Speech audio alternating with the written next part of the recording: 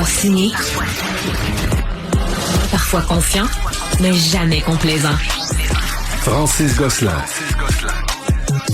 Bien, mesdames et messieurs, si vous cherchez une raison de vous abonner à la télé de Cube, c'est maintenant le temps. Nous sommes en studio avec Olivier Guillet, Alexandre Moranville-Ouellette et Nicolas Saint-Pierre, qui est le directeur général de la Fondation Mira, ainsi que 4 bébés chiens, tous noirs, tous magnifiques. J'ai entre les mains Breton. Et toi, Alexandre, qui... Moi, j'ai Reeves. C'est Reeves, Alexandre, Nicolas? Moi, j'étais avec Denzel. T'es avec Denzel et Olivier? Moi, j'ai Keaton qui est un peu moins tranquille, là. Bon, ce sont tous des chiens qui viennent d'une portée, puis que si vous ne le saviez pas, les chiens chez Mira portent les noms d'une catégorie, d'une série de noms. Hein. Donc là, on a la série des acteurs et actrices, j'imagine, Nicolas Saint-Pierre. Exact. Je vous mets un peu en contexte là, avant qu'on se lance. C'est la dernière semaine avant le temps des fêtes, puis pour le coup, on a décidé de parler à chaque jour à des fondations qui font œuvre utile dans leur communauté. Et pour commencer la semaine du bon pied, on a choisi la Fondation Mira, qui offre des chiens guides à des personnes dans le besoin qui sont aveugles, qui vivent avec un handicap et à des enfants autistes. Est-ce que je fais bien mon pitch, très Nicolas bien. Saint-Pierre? Bravo. Et bon, je vous dévoile le poteau rose. J'ai été moi-même famille d'accueil pendant de nombreuses années. Je suis papa de 2 chiens qui ont été déclassés. Donc, c'est une cause qui me tient particulièrement à cœur. Nicolas Saint-Pierre, tu es le directeur général de la Fondation. Merci d'être avec nous en studio. Donc, commençons peut-être par le commencement. C'est qui les gens qui ont besoin de ces chiens-là une fois qu'ils sont terminés, là, qu'ils ont terminé leur parcours d'apprentissage? En fait, les clients qui viennent chez nous, les bénéficiaires, c'est des personnes non-voyantes, puis on est des enfants qui présentent le spectre de l'autisme, puis des personnes handicapées physiques. Ça, c'est vraiment nos 3 services dans lesquels on œuvre, qu'on est spécialisé. On a aussi des chiens qu'on distribue dans des institutions comme la Maison du Père.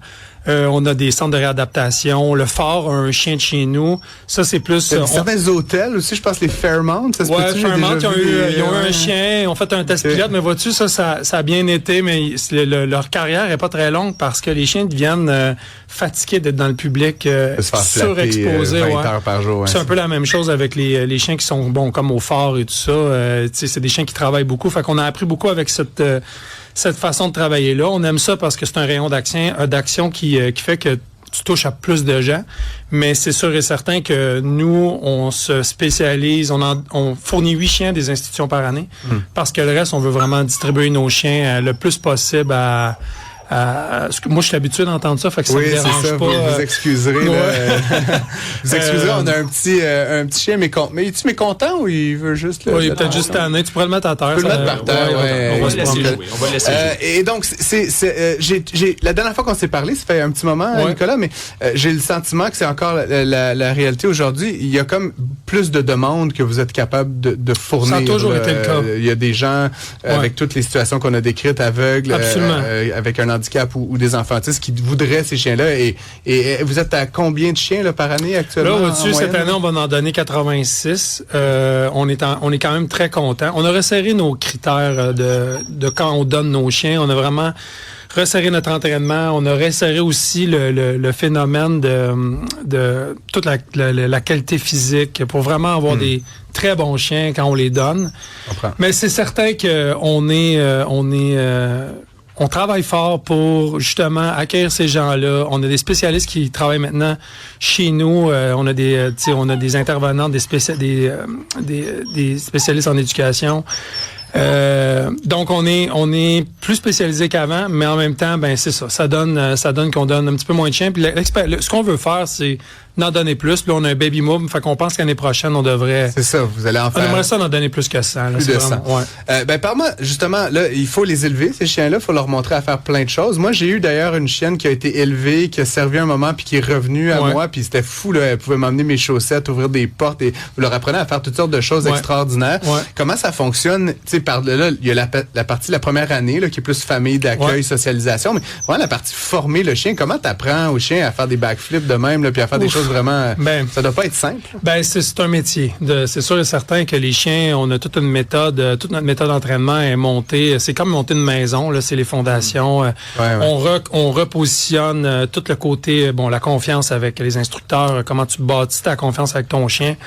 Après ça, au niveau de l'enseignement, c'est sûr que là-dedans, il y a du conditionnement, il y a de l'apprentissage. Puis ben après ça, avec la répétition, tu te ramasses avec un chien qui est capable de travailler dans ce que tu y montres. Mais tu sais, c'est vraiment un long processus.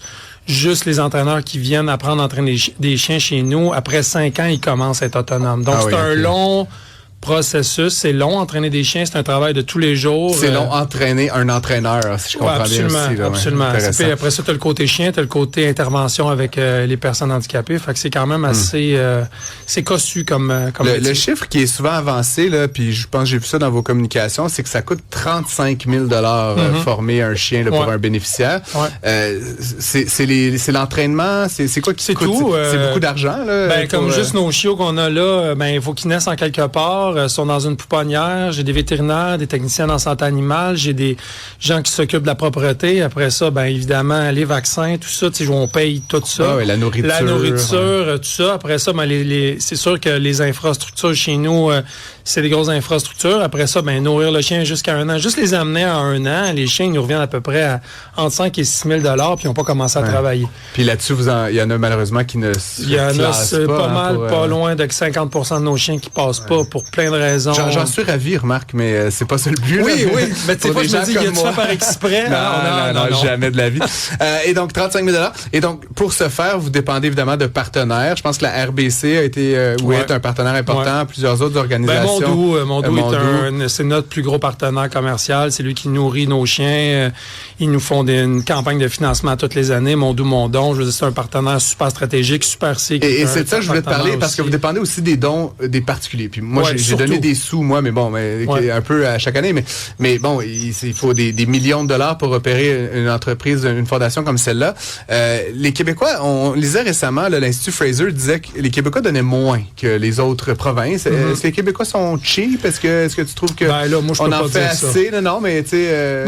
en fait, les Québécois, je pense au niveau de la culture philanthropique, le côté anglophone c'est plus dans leur culture. Je pense qu'au Québec, on est en train de... moi, je pense que les prochaines générations commencent à donner plus.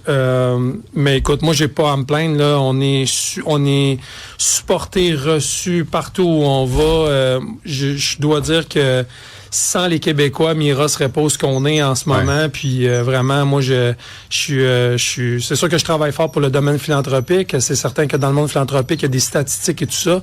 Mais on travaille tout fort. Les hôpitaux, toutes les fondations qui sont d'envergure ou les petites, tout le monde travaille fort pour aller chercher des dons, puis d'aller donner des services, puis aider du monde qui sont juste moins chanceux, puis d'essayer de les aider le mieux possible. Je comprends. Et tu as repris les rênes d'une organisation quand même importante, plusieurs employés, plusieurs millions de dollars de revenus, Mira, donc de ton père, Éric Saint-Pierre, que j'ai connu d'ailleurs, mes sympathies. Merci beaucoup. Il est décédé il y a 2 ans. Il est mort l'année passée, l'année dernière. Février, c'est pas toujours évident la passation comme celle-là d'un père à son fils. Non. C'est ça. Là, il est plus là pour se défendre, mais blague à part, tu sais, j'en connais beaucoup des entrepreneurs, mais t'en es un dans le domaine philanthropique au bien-être. C'est pas toujours évident. On veut amener l'organisation plus loin, on veut respecter la tradition et faire honneur à ce que papa a bâti. Comment tu sais-tu, j'interpelle l'entrepreneur Nicolas Saint-Pierre, où est-ce que tu en es dans ta réflexion là-dessus? En fait, moi, j'ai été chanceux parce que quand on a fait la transition avec mon père, évidemment, l'organisation était en super santé, mais tu sais, il y a plein de trucs internes, des modernisés, rentrer de la jeunesse. Mais en même temps, c'est un respect de qui on est, le transfert organisationnel, le côté tout l'historique, qui on est, comment on s'identifie, qui est super important à transporter, mais en même temps, il faut avoir de l'audace, puis d'aller plus loin. Puis d'aller changer des méthodes de travail, regarder qu'est-ce qui se passe, comment attirer des jeunes entraîneurs, des jeunes personnes, des rockstars qui viennent dans le bureau avec les personnes les plus vieilles, puis de faire un blend des équipes, changer les environnements. Avec une pandémie à travers tout ça, oui, on a vécu la pandémie qui a pas simplifié ta vie. Voilà. En terminant, Nicolas, vous organisez le Bal Mira. Vous voulez lever 550 000 $. Dis-moi, là, c'est ta minute de pitch, là. C'est quoi? C'est quand? C'est pourquoi? C'est au mois d'avril. C'est un bal qu'on veut faire justement pour aller aller partir d'un nouveau projet on a décidé que plein d'idées que je planche depuis quelques années, puis on veut faire une campagne majeure, puis c'est notre kick-off de campagne majeure. Donc, on a des grands projets qu'on veut dévoiler cette soirée-là. Ça se passe au Théâtre Cartier, on veut lever 550 000. C'est Patricia Paquin, notre marraine, Mondou, il est présentateur.